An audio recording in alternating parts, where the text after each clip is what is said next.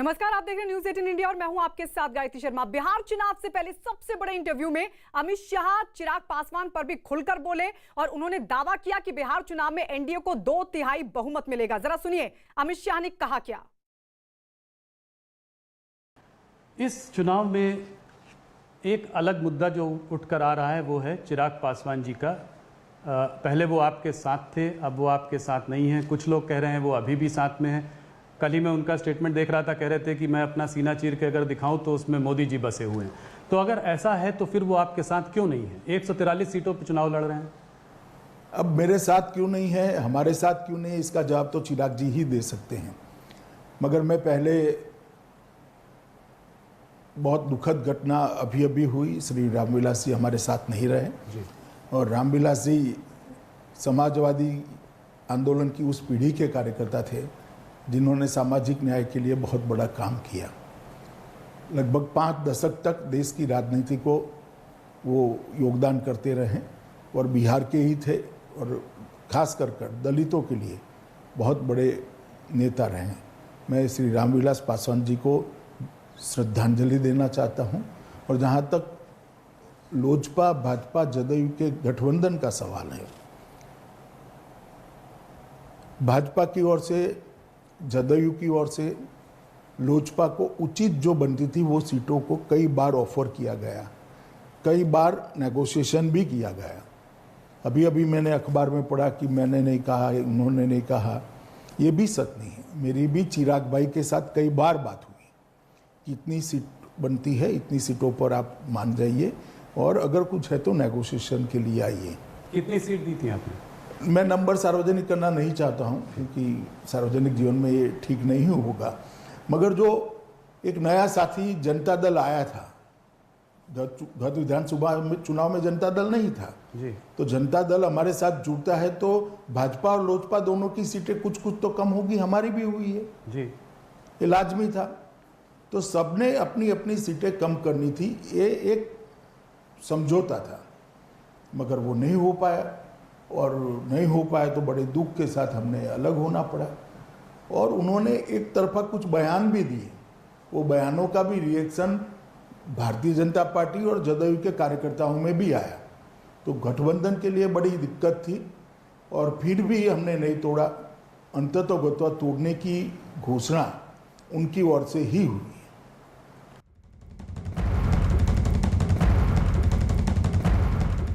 और इस बीच आपको यह भी बता दें कि न्यूज 18 को दिए इंटरव्यू में गृहमंत्री अमित शाह ने जो बातें कही हैं उस पर एलजेपी अध्यक्ष चिराग पासवान ने बयान दिया। उन्होंने अमित शाह के उस दावे को सही बताया जिसमें उन्होंने दावा किया था कि चिराग पासवान खुद एनडीए से अलग हुए थे।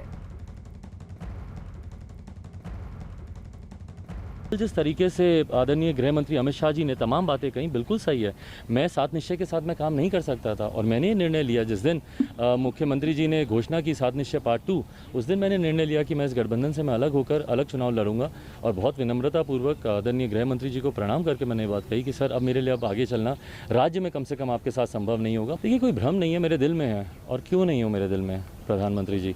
जिस तरीके से जब कोई नहीं खड़ा था, अकेले प्रधानमंत्री मेरे साथ खड़े थे। मुझे याद है हॉस्पिटल के वो खाली कॉरिडोर्स आईसीयू के बाहर जब मैं अकेला वहाँ पर होता था पापा के रूम के बाहर, दिन में कोई दिन ऐसा नहीं है जब 2-2 बार प्रधानमंत्री जी का मुझे फ़ोन नहीं आता था, जिन्होंने मेरी इस कठिन दौर से आगे निकलने में मेरी इतनी मदद की। दिन रात वो मेरे साथ खड़े रहे, जिन्होंने अंतिम यात्रा में मेरे पिताजी को इतना सम्मान दिया। जयप्रकाश जी के बाद जिस तरीके का मिलिट्री ऑनर उनकी अंतिम यात्रा में पापा को दिया, तो क्या मैं सारी बातें भूल जाऊं?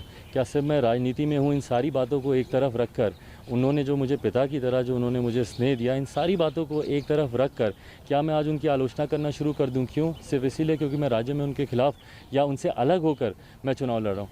मेरे लिए संभव नहीं। और ये मेरी व्यक्तिगत आस्था का सवाल है। जैसे आप किसी को अपनी आस्था पर विश्वास रखने से नहीं रोक सकते, कौन किस धर्म का है, किस जाति का है, किस भगवान पे किस पर वो विश्वास करना चाहता है, जैसे आप उनको नहीं रोक सकते, उसी तरीके से आप मेरी सोच पर कम से कम कोई ताले नहीं लगा सकता।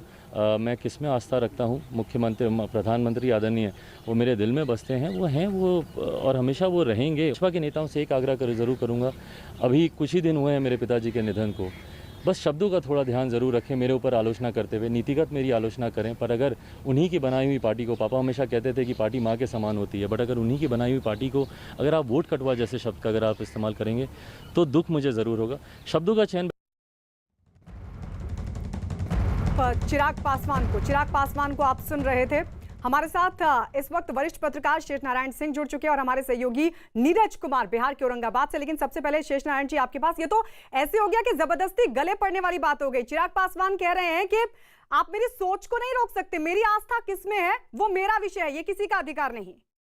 वो तो कह दिया इन्होंने ना, अमित शाह ने कह दिया कि वो वहां पे बयान दे रहे हैं कि प्रधानमंत्री हमारे दिल में रहते हैं और उनके बड़ा विनम्रता पूर्वक उनसे बात की अमित शाह से।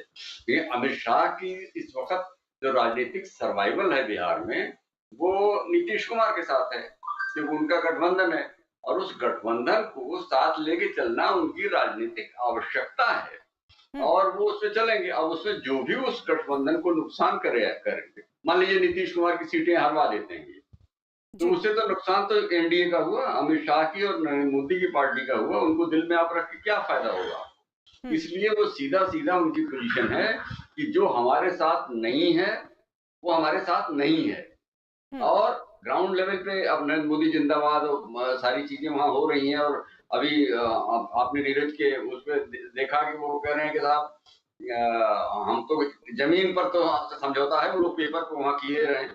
तो ये सब बातें मुझे लगता है कि वो सीधा सीधा ये कह रहे हैं कि अमित शाह झूठ बोल रहे हैं। तो अमित शाह झूठ तो नहीं बोल रहे हो, तो नियम बात कह दी है। और वो सीधा सीधा जेडीयू और बीजेपी का गठबंधन है। बाकी इनको बीजेपी ऑफिशियली वोट कटवा कह चुकी है, तो इनको अपना, और उन्होंने कह दिया ना जितनी सीटें उनकी हैसियत थी उस हिसाब से ऑफर किया गया था। तो ज्यादा उम्मीद कर रहे थे, 143 सीट तो उनको देने से रहे हो। जी ठीक है शेष नारायण जी, अब ये जनता को गुमराह करने से एलजेपी को कितना फायदा और डर बीजेपी को था, यही वजह के अब स्पष्ट तौर पर बीजेपी ने साफ तौर पर कह दिया कि हमारा कोई रिश्ता नहीं है उनके साथ। आएंगे आपके पास, क्योंकि इस बीच कांग्रेस के नेता तारिक अनवर ने गृह मंत्री अमित शाह के उस दावे पर किया है पलटवार जिसमें उन्होंने एनडीए से चिराग पासवान के खुद अलग होने की बात कही थी, जिस पर तारिक अनवर ने दावा किया कि बीजेपी का यह नया प्लान है। नीतीश जी के शासन की वो भर्त्सना कर रहे हैं, उनके कार्यकलापों की भर्त्सना कर रहे हैं, लेकिन एक बार भी भारतीय जनता पार्टी ने उसमें हस्तक्षेप नहीं किया। और आज भी जब वो अलग चुनाव लड़ने का उन्होंने ऐलान किया तो एनडीए से बाहर करने की हिम्मत भारतीय जनता पार्टी को नहीं हुई। तो इसका दो अर्थ निकलता है, या तो भारतीय जनता पार्टी का नेतृत्व कमज़ोर है जो चिराग पासवान के खिलाफ या उनकी पार्टी के खिलाफ एक्शन नहीं ले पा रहा है, उनको एनडीए से बाहर नहीं कर रहा है, या ये माना जाए कि भारतीय जनता पार्टी की सहमति है, वो जो कुछ कर रहे हैं वो भारतीय जनता पार्टी के सहमति से कर रहे हैं।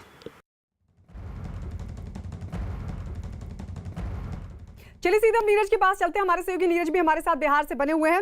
नीरज, अमित शाह कह रहे हैं एलजेपी से कोई मतलब नहीं है, जेडीयू के साथ गठबंधन है, तो वहीं चिराग पासवान कह रहे हैं हमारी सोच है उस पर रोक नहीं है, हम प्रधानमंत्री को दिल से मानते हैं और समर्थन करते हैं। लेकिन वहीं अब कांग्रेस कह रही है कि ये तो नया प्लान है भाई बीजेपी का और एलजेपी का।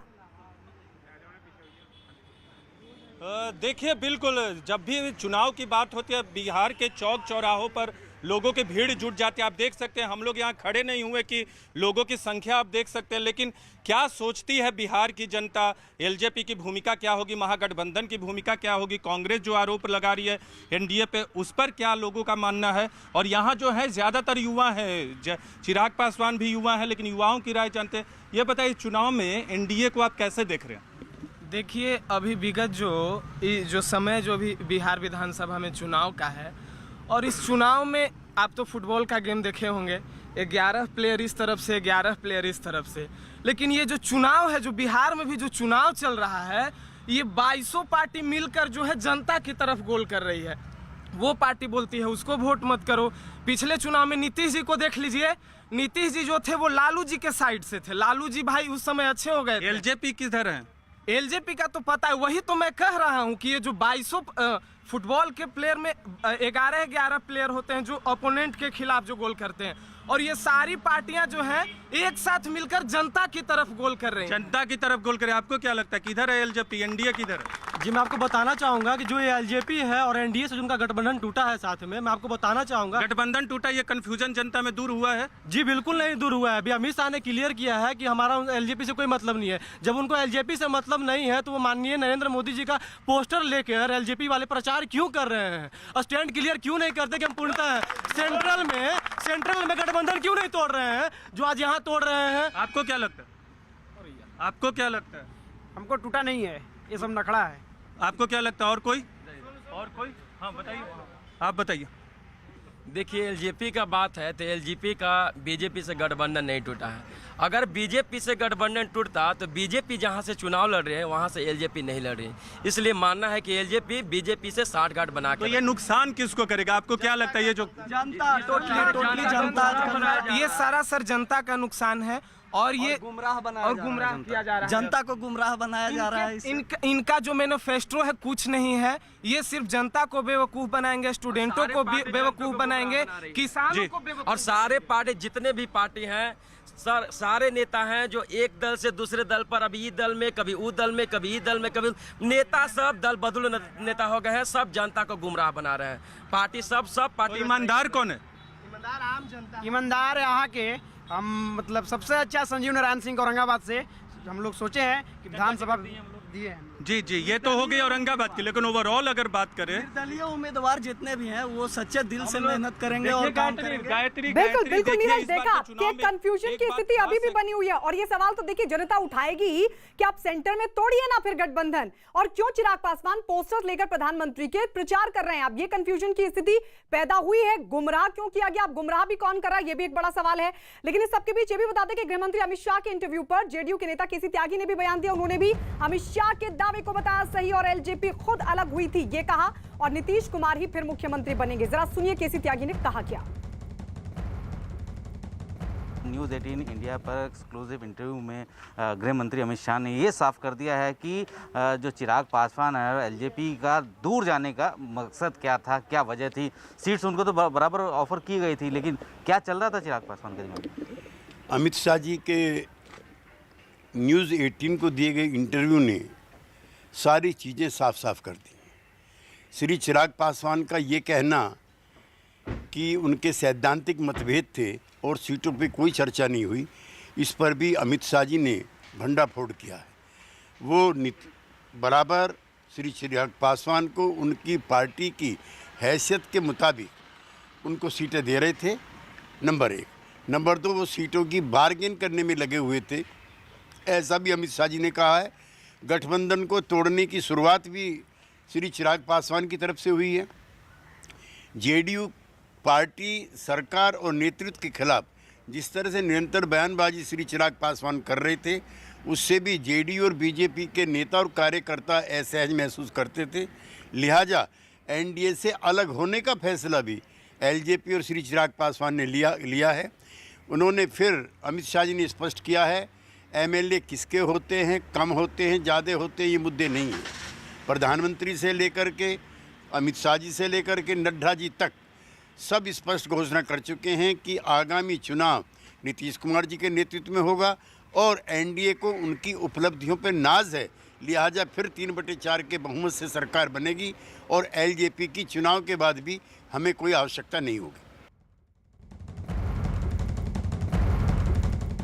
तो केसी त्यागी कह रहे हैं कि अमित शाह ने साफ तौर पर स्पष्ट कर दिया है कि जेडीयू और बीजेपी के बीच गठबंधन है, एलजेपी से कोई मतलब नहीं है और चुनाव के बाद भी कोई जरूरत नहीं पड़ने वाली किसी दूसरे दल की, क्योंकि जेडीयू और बीजेपी की सीटें अच्छी खासी आएंगी जो सरकार बनाने के लिए काफी होंगी। हमारे साथ शेष नारायण जी वरिष्ठ पत्रकार लगातार बने हुए हैं। लगातार जेडीयू भी कह रही है कि भाई अब स्थिति अमित शाह ने भी स्पष्ट कर दी है शेष नारायण जी, लेकिन जनता की बात को भी नहीं भूलना चाहिए।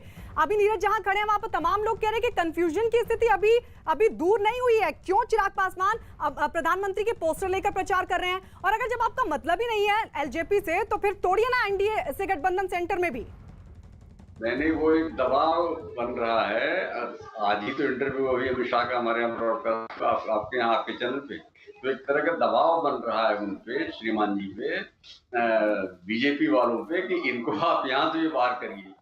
क्योंकि ये अभी उनको उम्मीद है कि राज्यसभा की एक सीट मिल जाएगी और मंत्री पद जो रामविलास जी का खाली हुआ है वो मिल जाएगा। तो वो नीतीश कुमार बहुत ही घुटे हुए राजनेता हैं। इनके पिताजी के साथ उन्होंने राजनीति की है, तो वो इनको उनकी स्ट्रेटजी ये है कि इनको इतना एक्सपोज कर दो कि भाई फोटो नहीं ले सकते आप, हमारा नाम नहीं ले सकते, हम आप दिल में हम आपके 10 नवंबर के बाद रहेंगे। ये सारी बातें भी होने जा रही हैं। तो ये एक तरह से हु ब्लिंक्स फर्स्ट दबाव की टैक्टिक्स है। और इसमें अब चिराग पासवान कितना सस्टेन कर सकते हैं, क्या उनके पास कुछ लोग हैं या वो डिटरमिन्ड है कि चाहे हम रहें चाहे न रहें नीतीश को खत्म करके मानेंगे। ये तमाम चीजें अब आने वाले कल में साफ, बिल्कुल तमाम चीजें आने वाले वक्त में साफ हो पाएंगी। शुक्रिया हमारे साथ जुड़ने के लिए शेष नारायण जी, वरिष्ठ पत्रकार शेष नारायण, जो ये बता रहे थे कि दबाव की राजनीति है, लेकिन देखना होगा कि इस दबाव में आता कौन है। इस सबके बीच आपको बता दें कृषि बिलों पर हो रहे विरोध और एनडीए से कुछ दलों के दूर होने पर अमित शाह ने न्यूज 18 से खुलकर बात की। उन्होंने विपक्षी दलों पर किसानों को भड़काने का आरोप लगाते हुए एमएसपी बंद नहीं करने का दावा किया। अमित जी, एक चीज़ जो कि मैंने एक आध इंटरव्यू में पहले भी कही थी और ये आपने इसमें बहुत चर्चा भी की थी। आपसे मैंने एक बार पहले भी पूछा था कि ये भारतीय जनता पार्टी और शिवसेना में दरार पड़ गई है, अपने अपने रास्ते चले गए हैं, तो आपने मुझसे कहा था कि भारतीय जनता पार्टी कभी शिवसेना से दूर नहीं जाना चाहती थी क्योंकि ये बहुत पुराने एनडीए के सदस्य थे। अब इधर बीच अकाली दल भी जो है एनडीए से उसने अपना रिश्ता नाता तोड़ दिया है। तो क्या इसको आप देखते हैं कि अब एनडीए जो है क्रम्बल कर चुका है, अब ये आज की पॉलिटिकल वास्तविकता में एनडीए का कोई स्थान नहीं है? ये ऐसा नहीं है। देखिए 30 से ज़्यादा पार्टियां हैं और जहाँ तक शिवसेना और अकाली का सवाल है, हमने किसी को नहीं निकाला। अकाली उन्हें हमारा साथ छोड़ दिया और शिवसेना ने हमारा साथ छोड़ दिया, हम क्या कर सकते हैं? तो क्या आपको लगता है कि कभी वापस भी आ सकते हैं, जैसे शिवसेना से कभी हाथ दोबारा मिलाया जा सकता है? इसका ये दरवाज़ा खुला है या नहीं? मैं कोई ज्योतिषी तो नहीं हूँ, मगर अभी तो वो कृषि बिल पर अड़े हैं जी, पर भारतीय जनता पार्टी की ओर से दरवाज़ा बंद नहीं है। नहीं, ऐसा कोई दरखास्त ही नहीं है तो दरवाज़ा बंद खुला रहने का कोई सवाल नहीं है। नहीं, मतलब आपके मन में ये नहीं है कि अब नहीं, अब कभी इनके साथ वापस नहीं जाना, ऐसी कोई बात नहीं? देखिए ऐसी बात नहीं है। उनका मुद्दा विशेषकर कृषि बिल है जो अभी रिफॉर्म्स किए गए कृषि क्षेत्र के अंदर। मैं आपके माध्यम से देश भर की जनता को और विशेषकर किसान भाइयों को इतना जरूर कहना चाहता हूं कि विपक्ष के द्वारा देश के किसानों को भड़काया जा रहा है। ये कृषि बिल है क्या? आज देश अपनी उपज, अपना जो उत्पादन है पूरा मंडियों में बेचता है, आड़तियों के माध्यम से बेचता है, तो उसको एक ही मंडी का रेट उपलब्ध होता है। अब बिल क्या लाया है कि वो मंडी के बाहर भी बेच सकता है। इसका मतलब ये नहीं कि मंडी बंद हो जाएगी। जहर ये फैलाया जा रहा है कि मंडियां बंद हो जाएगी। मंडी बंद होनी ही नहीं है। दूसरा जहर फैलाया जा रहा है कि एमएसपी बंद कर देंगे जी, कि एमएसपी रजीम बंद हो जाएगा इससे। एमएसपी बंद करने की कोई बात ही नहीं है। इस बार परचेज भी चालू होगा खरीफ का, क्योंकि लाखों टन पंजाब में धान खरीदना शुरू हो गया, हरियाणा में शुरू हो गया। पंजाब हरियाणा में सबसे बड़ा मुद्दा यही है, उनको डर ये लग रहा है कि एमएसपी बंद। मगर बिल में कोई मुझे बता दे कि एमएसपी बंद करने की बात कहां पर है। एक किसानों को भड़काने की बात है और इसीलिए आंदोलन उठ नहीं रहा है। देखिए एमएसपी बंद करी ही नहीं है, ना करने का सवाल है।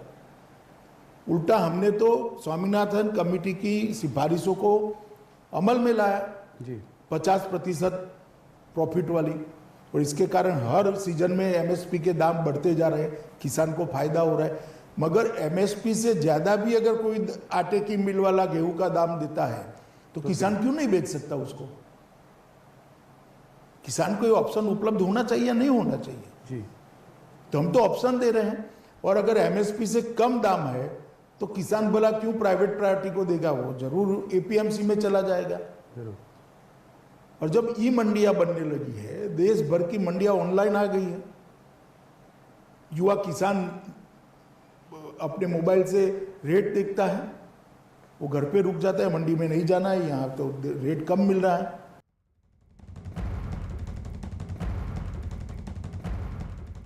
न्यूज 18 नेटवर्क के editor in chief Rahul Joshi से खास बातचीत में गृह मंत्री अमित शाह ने तनिष्क के विज्ञापन पर भी अपनी राय दी और देश के सामाजिक ताने बाने को काफी मजबूत बताया।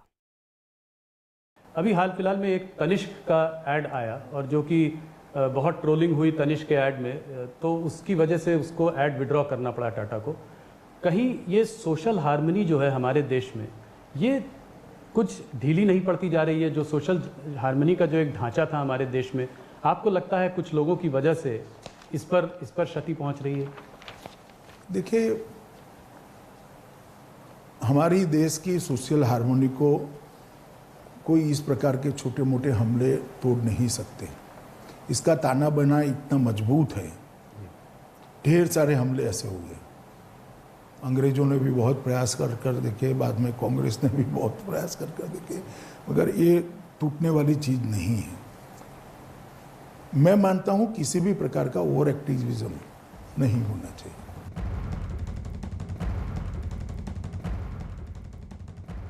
न्यूज 18 नेटवर्क के editor in chief Rahul Joshi से खास बातचीत में गृह मंत्री अमित शाह ने कोरोना से बचने के लिए 3 मंत्र दिए। वो 3 मंत्र क्या हैं, आइए आपको दिखाते हैं।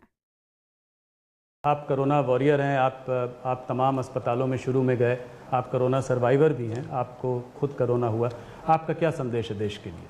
मैं इतना ही कहना चाहता हूं कि जब तक दवाई नहीं बनती है, टीका नहीं वैज्ञानिक बना लेते हैं, तब तक प्रधानमंत्री जी की जो अपील है, मास्क पहन कर रखना, हाथ को स्वच्छ रखना सैनिटाइजर से, और 2 गज की दूरी रखना, यही दवाई है। और कोरोना से हमने बचना चाहिए। प्रधानमंत्री जी के नेतृत्व में दुनिया भर में कोरोना के खिलाफ हम एक सफल लड़ाई लड़े हैं। प्रति 10 लाख की आबादी अगर सब आंकड़े देखें, कोरोना पीड़ित लोगों की संख्या, मृत्यु की संख्या और रिकवरी रेट, तो इस सब में भारत 1, 2, 3 में आता है। मैं मानता हूं कि आगे पर कोरोना पर संपूर्ण विजय के लिए भारत की जनता ने कटिबद्ध होना चाहिए, और इसके लिए यही 3 मंत्र हमारे पास है। मास्क पहन कर रखना, सलामत अंतर के साथ ही खड़े रहना और हाथ को स्वच्छ रखना। अगर इतना हम करते हैं तो बहुत सारे लोगों को कोरोना से बचा सकते हैं। आने वाले दिन त्योहारों के दिन है, त्यौहार जरूर मनाइए, मगर कोरोना से बचकर और कोरोना को परास्त कर त्यौहार मनाना चाहिए।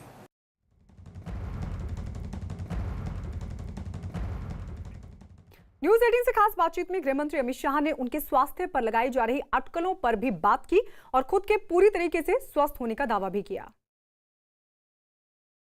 अमित भाई, पिछले कुछ महीनों में देश में आपके स्वास्थ्य को लेकर बहुत चिंता भी रही है लोगों की, आपको देखकर बहुत अच्छा लग रहा है। कैसे हैं आप? नहीं, मैं बिल्कुल ठीक हूँ, स्वस्थ हूँ और पूर्णतः अपना काम कर रहा हूँ। सबसे पहले तो मैं देश भर की जनता को आज शक्ति का पर्व नवरात्रि जो शुरू हो रहा है, उसकी बहुत बहुत हृदय से शुभकामना देता हूँ। नवरात्रि हमारे यहाँ शक्ति पूजा के एक पर्व के रूप में जाना जाता है, और विशेषकर गुजरात में, बंगाल में, ढेर सारे राज्यों में इसको बहुत अच्छे तरीके से लोग मनाते हैं। मैं साथ में इतना भी कहना चाहूँगा कि इस नवरात्रि पर्व को हम सावधानियों के साथ मनाएं और सरकार की जो सूचनाएं हैं उसका बिल्कुल अनुशंसाओं का पालन करते हुए मनाएं, जिससे कोरोना महामारी पर विजय प्राप्त करने की जो हमारी लड़ाई है उसमें हम आगे बढ़ पाए। इतनी सावधानी जरूर है। माँ की आराधना जरूर करें, मगर 2 गज का अंतर भी रखें, मास्क भी पहने और स्वच्छता से हाथ को साफ भी करें।